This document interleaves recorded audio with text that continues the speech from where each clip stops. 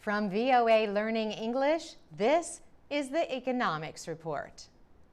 The United Nations is warning that the world is not prepared to deal with the fast growth of cities. The World Economic and Social Survey 2013 calls for new ways to meet the needs of city populations. More than 6.5 billion people are expected to be living in cities by 2050. Most new city dwellers will be in developing countries. The United Nations says the effect on limited resources in many countries will be huge. The World Economic and Social Survey notes the increasing demands for energy, water, sanitation, public services, education, and healthcare. The world population is expected to rise to more than 9 billion by 2050. 2/3 of all people are expected to live in cities.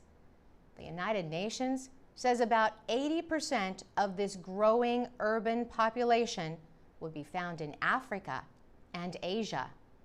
The report says sustainable development of urban areas requires coordination and investments to deal with important issues. These include land use, food security, job creation, and transportation. William Vandergeest is with the United Nations Department of Economic and Social Affairs. He says cities need to work closely with rural communities so that food supplies can be secured and the environment can be protected.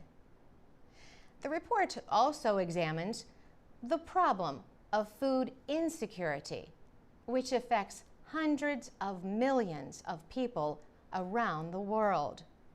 1 in 8 people is still chronically undernourished.